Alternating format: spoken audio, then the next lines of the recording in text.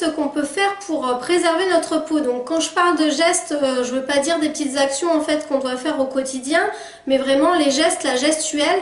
Donc ce qu'on va faire comme mouvement avec nos mains pour appliquer nos crèmes par exemple sur notre visage et pour donc préserver notre peau, ne pas l'agresser, ne pas perturber la circulation sanguine par exemple. Donc voilà, c'est des petites choses toutes bêtes, mais je pense que c'est important d'y faire attention au quotidien. Alors moi je vous fais la vidéo, hein, je suis pas parfaite, hein, je suis comme tout le monde, il y a des gestes, on sait qu'il faut les faire, mais par exemple quand on est fatigué, le soir on se démaquille, on a tendance à frotter, etc. Alors que on sait que c'est pas forcément le meilleur pour notre peau, mais voilà, il y a des moments où on fait pas attention. Mais je pense que c'est quand même important d'essayer d'avoir en tête le sens des mouvements, la pression qu'il faut y mettre, etc. pour essayer de préserver notre peau le plus longtemps possible. Alors, premier geste auquel il faut faire attention, c'est quand on applique sa crème de jour ou sa crème de nuit, par exemple, au niveau du visage. Donc, faut savoir qu'on doit faire des mouvements vraiment de l'intérieur vers l'extérieur, au niveau des joues, en fait, pour étirer la peau vers l'extérieur. Au niveau du front, c'est pareil, on va plus faire un mouvement dans ce sens-là. Donc, toujours partir du milieu du visage et partir vers l'extérieur. Au niveau du menton aussi, et au niveau du cou il faut plutôt faire comme ça et aller du bas vers le haut en fait pour remonter les tissus. Donc ça c'est les gestes qui sont recommandés au niveau de l'application des crèmes. Ensuite, pour appliquer son contour des yeux, alors là je remercie Miss MC Beauty si elle passe par là, parce que au cours d'une de ses vidéos, elle parlait en fait de l'application de la crème contour des yeux et j'ai découvert ce geste grâce à elle parce que je faisais pas forcément attention. Donc vous savez que la crème contour des yeux, il faut déjà pas la mettre trop près des yeux. On la met en tapotant et après on peut étirer un petit peu vers l'extérieur. Il faut vraiment tapoter doucement puisque le contour des yeux est une zone hyper fragile. Mais donc elle avait fait la remarque comme quoi il fallait utiliser l'annulaire en fait pour appliquer son contour des yeux. Et j'avais regardé sur internet, j'avais fait un petit peu mes recherches et effectivement c'est le doigt qui a le moins de force. Et le fait de tapoter en fait sa crème avec l'annulaire, c'est un geste qui va être bénéfique pour bien préserver le contour de l'œil et ne pas l'agresser, pas l'abîmer. Donc maintenant j'essaie d'y faire attention, c'est vrai qu'avant je faisais pas forcément attention, je faisais comme ça. Maintenant je fais attention à ce petit geste là, donc voilà, c'est des petites choses toutes bêtes, mais je vous dis, je pense que faire des petits gestes comme ça, y faire attention, ça permet vraiment de préserver notre peau.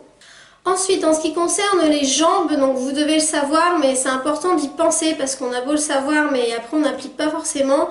Donc tout ce qui est crème pour les jambes, il faut toujours les appliquer du bas vers le haut. Donc vraiment partir des chevilles et remonter pour relancer la circulation sanguine.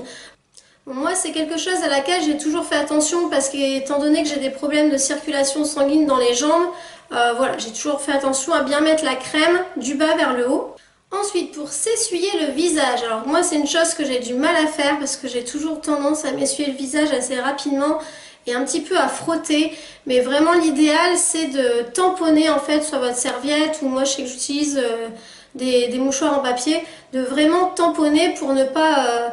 parce que le fait de frotter en fait ça va agresser la peau, ça va reproduire du sébum, donc c'est pas la bonne solution.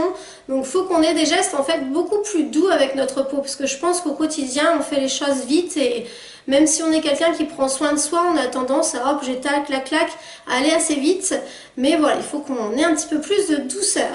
Ensuite, je vous avais parlé de ces petits outils donc dans ma vidéo de la semaine dernière, donc j'ai acheté ça chez Action pour pas très cher.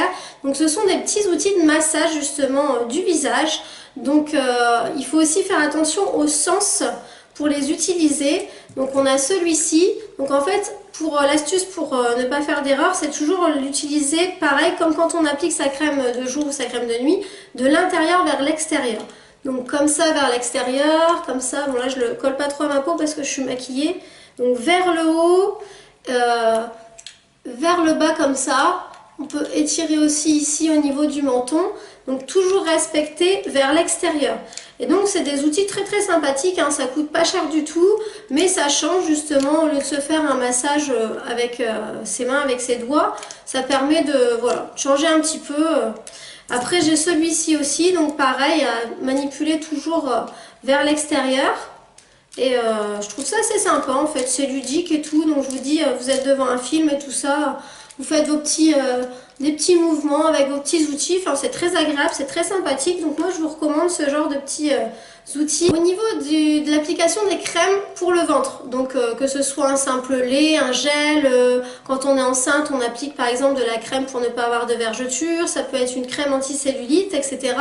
Donc il faut faire attention de l'appliquer donc en faisant des cercles autour du nombril et dans le sens des aiguilles d'une montre. Donc c'est pour stimuler la circulation lymphatique de la zone. Donc j'avais regardé un petit peu ce que c'était. Donc c'est le système lymphatique, c'est l'ensemble des structures qui permet la formation et la circulation de la lymphe. Donc c'est un liquide incolore, un peu jaunâtre, qui joue un rôle dans le transport de certains nutriments et donc qui a un grand rôle dans le système immunitaire. Voilà, donc ça paraît peut-être rien de respecter le sens, mais c'est vrai que ça peut être quelque chose d'important par rapport à la circulation de la lymphe. Donc voilà, faire dans le sens des aiguilles d'une montre et des mouvements circulaires. En même temps, autant le faire dans le bon sens, hein. Quitte à tourner dans un sens, autant le faire dans le bon sens. Ensuite, donc je vous parlais tout à l'heure du démaquillage, pareil, une chose qu'on a tendance à faire assez rapidement, à frotter, etc.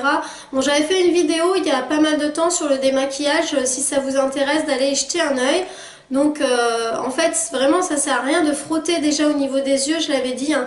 Mettez du produit, posez vos cotons, ou moi j'utilise des carrés de soins, ou parfois j'utilise aussi la serviette démaquillante à l'eau là qui est très bien aussi. Donc il faut déjà laisser poser un petit peu pour laisser l'eau ou bien le produit démaquillant, l'eau micellaire agir avant d'essuyer délicatement, mais ça sert à rien de frotter comme une malade. Donc voilà. Et pareil pour le reste du visage, faut essayer d'être plus douce, hein, même si je vous dis, je sais, moi aussi des fois, des soirs, je bâcle un peu le démaquillage, mais voilà, faut qu'on y fasse attention. Ensuite, un autre geste auquel il faut faire un petit peu plus attention, c'est lors des gommages. Donc, parce que quand on fait un gommage, donc on se dit voilà, c'est pour purifier, pour l'impression qu'on veut décaper la peau avec les grains, et on a tendance quand même à frotter. Enfin moi c'est ce que je faisais avant, hein. J'avoue que je frottais un petit peu trop fort, et encore une fois, ben, ce que ça fait c'est que ça agresse la peau, ça refait du sébum en plus, enfin c'est un cercle vicieux, donc c'est pas le bon plan. Donc faut vraiment y aller par petits mouvements circulaires et ne pas exercer une pression trop importante en fait, hein. Faut vraiment y aller doucement et ça suffit, hein, pour que le gommage soit efficace, mais surtout pas frotter trop fort parce que là on va obtenir l'effet inverse. Voilà, donc j'espère que vous avez apprécié ces quelques petits conseils. Je ne sais pas si vous faisiez attention à tout ça.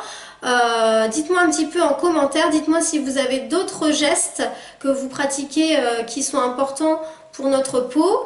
Et puis comme d'habitude, un petit pouce en l'air, commentaire, likez, partagez la vidéo. Et puis je vous retrouve la semaine prochaine. Salut!